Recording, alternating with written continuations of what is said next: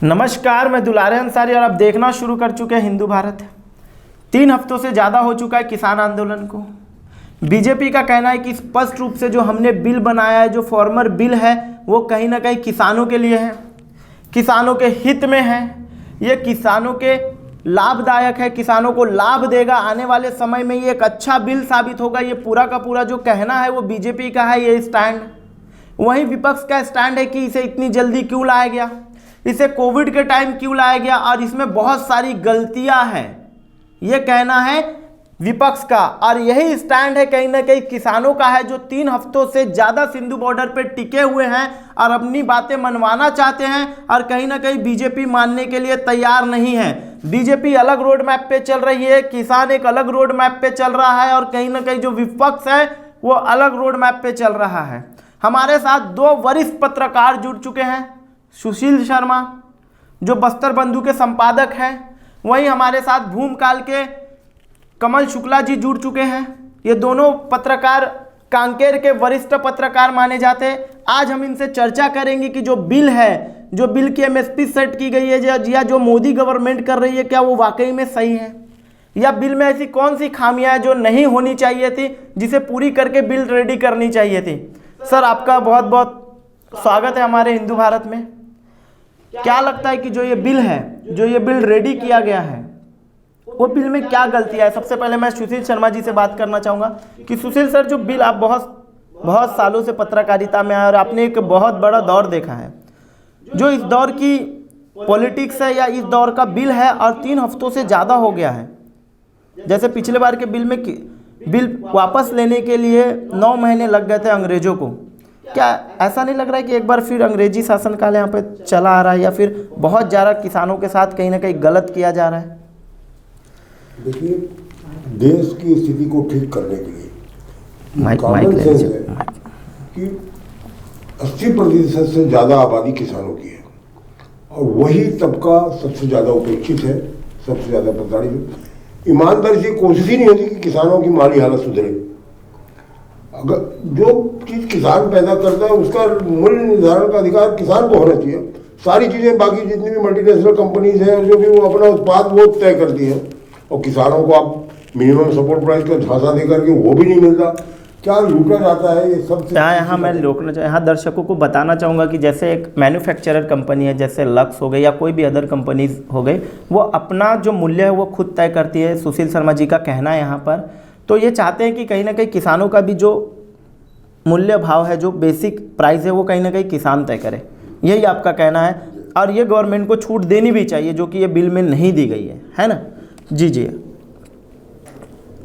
ठीक है, तो हम कमल शुक्ला जी से बात करेंगे कि आपका क्या कहना है। देखिए, बिल तो रेडी कर लिया गया है और बिल बहुत जल्दी रेडी किया गया है, इसमें कोई 2 मत नहीं है, पर इतनी जल्दी क्या ये बिल की जरूरत थी इस टाइम देश को? निश्चित रूप से कोविड का जो पूरा दुनिया में माहौल बना है, कोरोना काल को लेकर, उसको पूरी दुनिया में तानाशाह सरकार जबरदस्ती अपने नियम कानूनों को जनता में थोपने के उपयोग में ला रही है।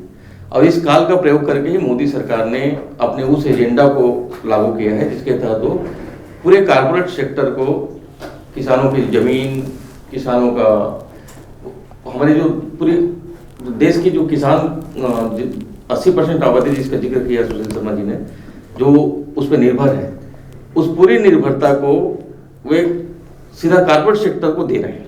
यानी किसानों को पूरी तरह से आप बेरोजगार करने जा रहे हैं आगे चलकर।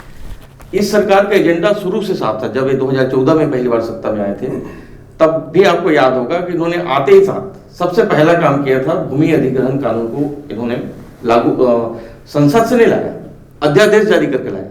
और उस अध्यादेश को भी इन्होंने 3 सत्र तक चलाया, 6 माह करके 3 बार उन्होंने चलाया। देश भर में व्यापक विरोध होने के बाद उन्होंने फिर मजबूरन वापस लिया था।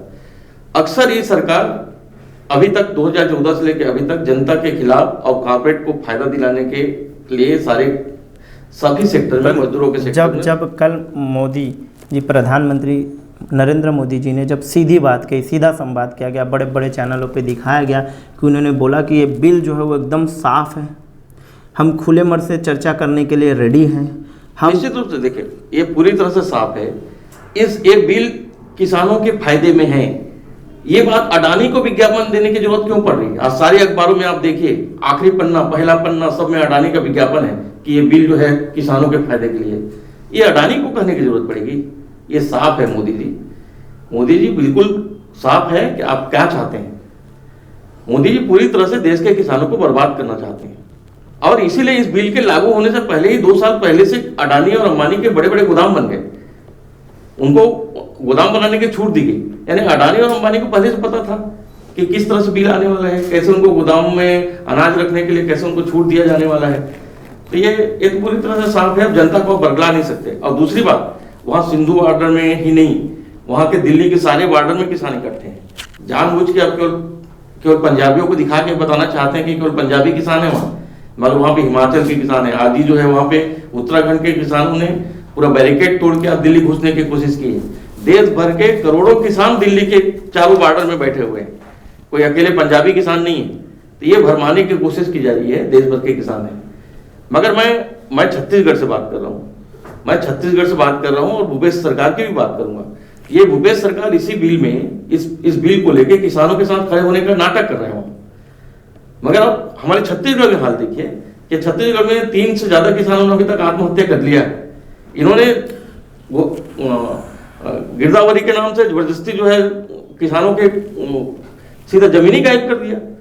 इस साल 1 लाख, मैं सोचता हूँ और ज्यादा होगा, लाखों हेक्टेयर जमीन किसानों की गायब कर दिया उन्होंने। अचानक किसान जब धान लेके मंडी पहुंच रहा है तो उसको बताया जा रहा है कि आपका तो रजिस्ट्रेशन ही नहीं है। जिस किसान ने पिछले साल धान बेचा है 100 हेक्टेयर का, आज अचानक उसको बता रहे हो तुम्हारा 10 एकड़ का भी धान नहीं है तुम्हारे पास। जिसने पिछले साल 100 क्विंटल बेचा है उसको तुम बोल रहे हो तुम 10 क्विंटल भी नहीं बेच सकते। तो आत्महत्या नहीं करेगा तो क्या करेगा? तो भूपेश बघेल जी, अगर आप सही में किसानों के साथ हैं तो आप छत्तीसगढ़ के किसानों के साथ भी रहिए।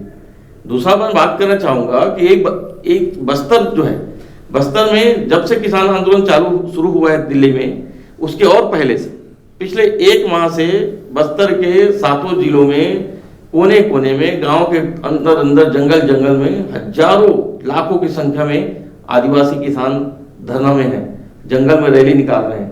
जंगल में इसलिए निकाल रहे हैं रैली कि उनको जो है शहर में आने नहीं दिया जा रहा है। तो भूपेश सरकार जी भी 2 मुही रवैया अपना रहे हैं, 2 मुहा रवैया अपना रहे हैं। तो ये बंद करें कि बस्तर के किसान भी किसान हैं, वो लोग अपनी बात। बस्तर के किसानों की अगर बात करते तो हम ये जानना चाहते हैं कि एक्चुअली बस्तर के जो किसान हैं, जिन्हें हम किसान कह रहे हैं या फिर जो ओरिजिनल में किसान है, वो आखिर चाहते क्या है, उनकी मांग क्या है? उनकी मांग, उनके जंगल, जो उनका जो जमीन है, उनका जो जंगल है, उनका जो पानी है, उसको आप कारपोरेट को मत बेचो। कहीं ना कहीं गवर्नमेंट का कहना है कि हम विकास कर रहे हैं, हम वहाँ रोड बना रहे हैं, हम बहुत सारी ऐसी चीज़ें कर। जो सत्ता में नहीं थी तो इन्होंने आदिवासियों से वादा किया था कि हम आपकी जमीन वापस कराएंगे, कारपोरेट जो छीन लिया है, कारपोरेट को जो पिछली सरकार ने दिया है, हम जमीन वापस करेंगे। और निश्चित रूप से आए सत्ता में, तो सत्ता में आने के बाद इन्होंने कुछ इलाके के जमीन किसानों को वापस भी कराए, कुछ हेक्टेयर, मगर उसके बदले ये बड़ी मात्रा में फिर से वही अडानी, अंबानी और सारे जो कारपोरेट सेक्टर बड़ी होर्डिंग पे लिख रहे हैं कि कहीं ना कहीं गढ़वो नवा छत्तीसगढ़। तो क्या लगता है आपको कि एक नया छत्तीसगढ़ एक बनाया जा रहा है? ये जो है उस समय जो है आदिवासियों के साथ खड़ा हुआ करते थे बघेल जी, और आज जो है उन्हीं आदिवासियों के ऊपर कुछ दिन पहले कुछ दिन पहले इनका ये भी होर्डिंग लगा था कि ये सरकार आदिवासियों की सरकार है, आदिवासियों के साथ है, और कहीं ना कहीं छत्तीसगढ़ की जो संस्कृति है, बोली है, भाषा है, उसको आगे लेकर जा रहे हैं। तो क्या लगता है आपको कि ये सब एक होर्डिंग तक सिमट के रह गया? जो ज़मीनी बातें हैं, जो ज़मीनी स्तर है, वो कहीं ना कहीं सही नहीं है। बिल्कुल, ये जमीनी हकीकत कुछ और है, कहीं नहीं आया। इन्होंने जो है पूरी तरह से एक जैसे कि राष्ट्रवाद का नाटक करके मोदी जी बैठे हुए हैं केंद्र में और देश की जनता को बरगला रहे हैं, जय हिंदू, जय राष्ट्र, जय भारत। वैसे ही छत्तीसगढ़ में भूपेश बघेल जी जय छत्तीसगढ़ और गेड़ी चढ़ना और भौरा नचाना, ये सब का खेल करके वो छत्तीसगढ़ की जनता को भरमाने की कोशिश कर रहे हैं। मगर हो यही रहा है कि छत्तीसगढ़ में भी आज भी जो बाहर से आए हुए जो भ्रष्टाचारी अधिकारी हैं, उन्हीं के कंधे पे सवार होकर भूपेश बघेल जी अपनी सरकार को चला रहे हैं। अब पूरा भ्रष्टाचार का खेल हो रहा है। और जहां तक आदिवासियों की बात है, तो आज उनको जंगल में प्रदर्शन करने की जरूरत आज इसीलिए पड़ रही है कि उनके साथ पूरी तरह से धोखा। बड़ा ये समझ में आता है, जैसे पंजाब के किसान, हरियाणा के किसान, हर जगह के किसान कहीं ना कहीं दिल्ली के हैं। तो क्या जो आदिवासी वो रायपुर में नहीं आ पा रहे हैं? आदिवासियों को वहीं के बस्तर के भीतर में, बस्तर के 7 जिलों में, बस्तर संभाग के भीतर किसी तहसील मुख्यालय में भी घुसने नहीं दिया जाता। ये भाजपा गवर्नमेंट के समय से चला आ रहा है, उसी को भूपेश बघेल ने आगे बढ़ाया है। उनको डंडे के जोर से उनको जंगल में ही रोक दिया जाता है, उनको सुप्रीम कोर्ट में, हाई कोर्ट में आने नहीं दिया जाता। न्याय के तहत, कानून के तहत जो प्रावधान है उसके भी अधिकार उनको नहीं। तो आखिर वो करें क्या? आज उनके साथ माओवादी के साथ जाने के अलावा उनके पास क्या विकल्प है? ये खुद सरकार उनको ठेल रही है कि आप माओवादियों के साथ जाओ। वो मांग क्या कर रहे हैं? संविधान के तहत उनको जो अधिकार संविधान के तहत मिलना चाहिए, पेशा कानून, संविधान की 5वीं अनुसूची का 170 खा मिलना चाहिए। 170 खा के तहत आप किसी आप देखिए 170 खा लागू, उसके बाद भी बस्तर संभाग के हजारों हेक्टेयर जमीन में केवल पुलिस वाले काबिज है। तो ये तो उनका कहना है ना कि ये उनकी सुरक्षा के लिए है, कहीं ना कहीं उनकी सुरक्षा करना चाहते हैं, हम डेवलपमेंट को आगे बस्तर के आदिवासियों को सुरक्षा की जरूरत नहीं है। ये बहाने मत बनाए। बीजेपी के समय भूपेश बघेल जी भी बोलते थे ये बहाने मत बनाए।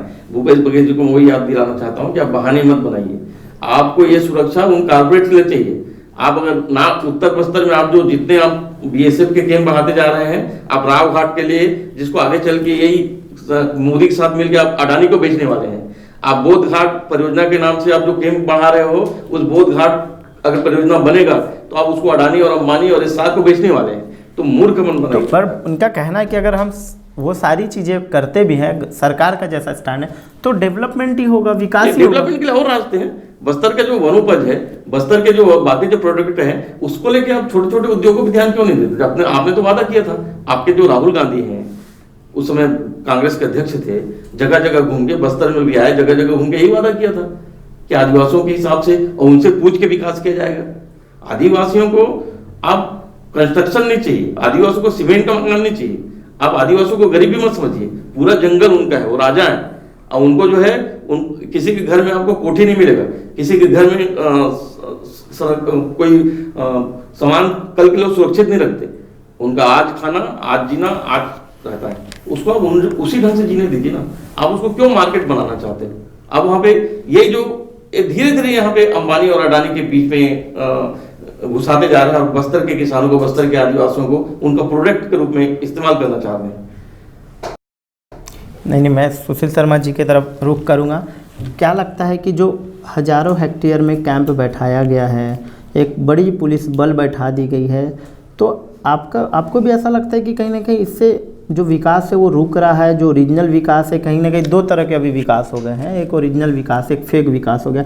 तो क्या लगता है कि इस बार का भी जो विकास है, जो चीज़ें हैं, वो कहीं ना कहीं गलत है? आप भी क्या, आपका भी ऐसा ही मानना है? देखिए, फोर्स को जिस दिन से बिठाना के लिए पढ़ाई किया गया है बस्तर में, उससे आदिवासियों की स्वतंत्रता बाधित हो रही है।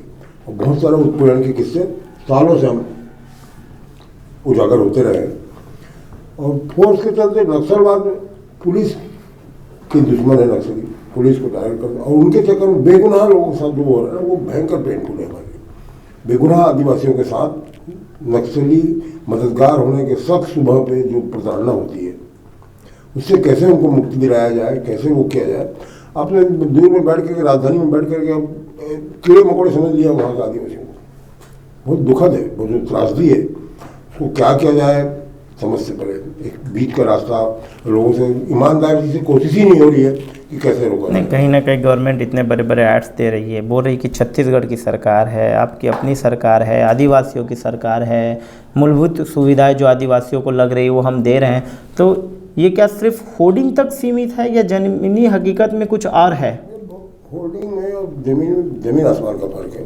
आपको क्या पता चलेगा? होर्डिंग में लुभावने, लोग लुभावने नारे लिख करके कुछ भी आप लिख दें, जमीन का हकीकत तो हम जानते हैं ना, देखते हैं। तो उसको थोड़ा सा संवेदनशीलता के साथ सरकार में बैठे लोगों को समझने की ज़रूरत है।